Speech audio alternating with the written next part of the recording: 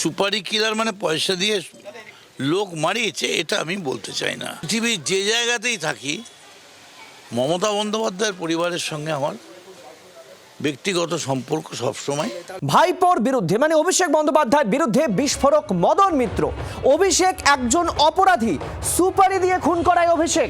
আমাকে চমকে ধমকে কিছুই করতে পারবে না মমতা। অভিষেক ফেসবুক লাইভে তোপ ঋত তৃণমূলের সদস্য মদন মিত্রের।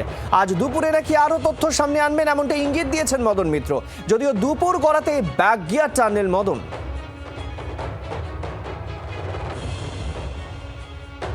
বরুণ সেনগুপ্ত আমাদের সঙ্গে রয়েছেন টেলিফোন লাইনে, আমাদের প্রতিনিধি। বরুণ, মদন মিত্র অভিষেক বন্দ্যোপাধ্যায় খড়গহস্ত যেদিন থেকে ঋত শিবিরে গেছেন আমরা দেখেছি, কিন্তু ফেসবুক লাইভে যা বললেন এটা তো রীতিমতো ইনভেস্টিগেশন ম্যাটার, কিন্তু আবার ব্যাক গিয়ারও টানলেন কেন? একেবারে এটা কিন্তু একেবারে বলাই যায়, তিনি যেভাবে ফেসবুক লাইভে তিনি যেভাবে কথা বলেছেন, আমরা যখন সামনাসামনি তার সঙ্গে কথা বলতে যাই, তিনি কিন্তু প্রায় ইউটার্ন নেওয়ার মতো তিনি কিন্তু বলছেন যে না, অভিষেক বন্দ্যোপাধ্যায় এই ধরনের কাজ করতে পারে না, কিন্তু তার মধ্যে যে ইনস্টেন্ট আছে, অর্থাৎ তার মধ্যে যেটা দেখা যায় সেই ক্রিমিনালিজমটা তার মধ্যে রয়েছে। আমি কিন্তু এমন কথা বলতে চাইনি যে এই যে আমাকে মারার জন্য বা কাউকে মারার জন্য অভিষেক বন্দ্যোপাধ্যায় সুপারি দিয়েছে, কিন্তু তার মধ্যে সেই ব্যাপারটা রয়েছে যে কাউকে দিতে পারে, এমনটা কিন্তু তিনি বলছেন। কেন তিনি এই ইউটার্ন নিলেন এটা নিয়ে কিন্তু তিনি খোলসা করেননি। তিনি পাশাপাশি ভাইপো বা অভিষেক বন্দ্যোপাধ্যায়ের যে চিকিৎসা ব্যবস্থা, যেটা নিয়েও প্রশ্ন তুলেছে আজকে কোর্ট, যে চিকিৎসা তিনি যেখানে খুশি বিদেশে কেন যাবেন, এখানেই চিকিৎসা তার করানো উচিত, সেটা নিয়েও তিনি বলেছেন যে একেবারে অভিষেক বন্দ্যোপাধ্যায় খুব ছোট মানুষ, অল্প বয়সী বাচ্চা ছেলে, তার চিকিৎসা প্রয়োজন। যদি এদেশে হয় চিকিৎসা, যদি কোর্ট মনে করে এদেশে হয়, তাহলে খুব ভালো হয়, এমনটাও কিন্তু অভিষেক বন্দ্যোপাধ্যায় সম্বন্ধে বলতে শোনা গেছে। পাশাপাশি আমরা দেখলাম তিনি কিন্তু সেই সময়, অর্থাৎ বাড়ির থেকে এই বলে যখন বেরোলেন, তখন কিন্তু শটাং চলে আসতেন মেয়র রোডে।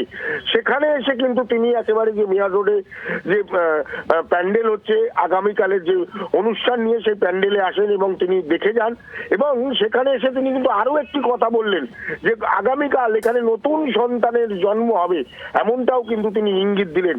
তিনি একেবারেই এক সময় দেখা যাচ্ছে যে অভিষেক বন্দ্যোপাধ্যায়ের খড়গহস্ত হচ্ছেন, অভিষেক বন্দ্যোপাধ্যায় ক্রিমিনালিজম করে বা সুপারি দিয়ে খুন করার চেষ্টা করায়, মানে কখনো তিনি জ্বলে উঠছেন, কখনো দপ করে নিভে যাচ্ছেন। মানে মদন মিত্র আসলে কি করতে চাইছেন, কতটা আক্রমণ করবেন সেটা কি বুঝে উঠতে পারছেন না, নাকি ঢোক গিলতে হচ্ছে কেন?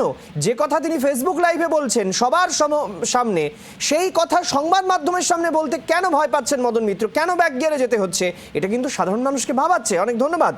আর আপনাদেরকে শোনাবো ঠিক গতকাল প্রথমে ফেসবুক লাইভে কি বলেছিলেন, আর আজকে সংবাদ মাধ্যমের মুখোমুখি হয়ে তিনি কেন ব্যাক গিয়ার দিচ্ছেন, কি বলতে চাইছেন, দুটোই শুনুন। আরেকটা কথা অভিষেককে বলি, আমাকে চমকে ধমকে লাভ নেই। তুই ডায়মন্ড হারবার দিয়ে যাকে চমকাতে পারিস, আমাকে চমকাস না। এর কদিন আগেও আমি অ্যাটেম্প টু মার্ডার হয়েছি, আমাকে গুলি চালিয়েছে, so I don't care. Mamata Banerjee, Abhishek ব্যানার্জিকে আমি বলি যে আপনারা বলছেন যা বলুন, আপনাদের চমকানিতে সিপিএম চমকাবে, বিজেপি চমকাবে, মদন মিত্র চমকাবে না। অভিষেক, আপনি তো ক্রিমিনাল, আপনি তো মার্ডারার, আপনি তো পয়সা দিয়ে মার্ডার করেন, আপনি তো সুপারি দিয়ে মার্ডার করেন। You are having a criminal instinct.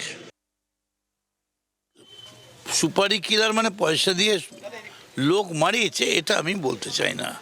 আমি বলতে চেয়েছি অভিষেকের মধ্যে সেই ক্রিমিনাল ইনস্টিংক্ট আছে। ও যদি মনে করে তাহলে অনেক কিছু করতে পারে, কিন্তু করেনি। করেছে বলিনি, করতে পারে আর করেছে, দুটোর মধ্যে তফাৎ আছে।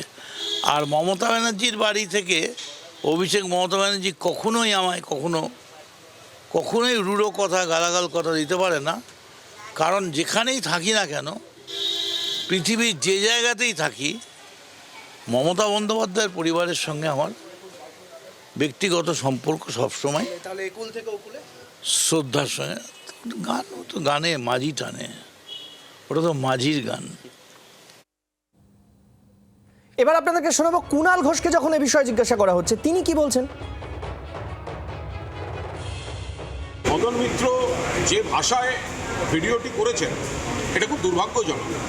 তার কারণ হচ্ছে মদন মিত্র তিনি কদিন আগে পর্যন্ত তিনি মমতা বন্দ্যোপাধ্যায়ের নেতৃত্বে ছিলেন। তিনি এই চাটন শিবিরকে কী বলে গালাগালি করেছেন সবাই দেখেছেন। এখন একটি ইডির চিঠি, তার স্ত্রীকে তলব করে ইডির চিঠি গেল, তার পুত্রদের ইডির চিঠি গেল, আর তারপর থেকে তার শিবির অবস্থান এবং ভাষা সেগুলো সমস্ত পাল্টে গেল। এটা বোধহয় মদন মিত্র তার নিজের প্রতি সুবিচার করছেন না, কোনো কারণে তাকে হয়তো একটা কোনো জায়গায় গিয়ে আপোস করতে হচ্ছে। বাংলার আওয়াজ, বাঙালির আবেগ, জি 24 ঘন্টা।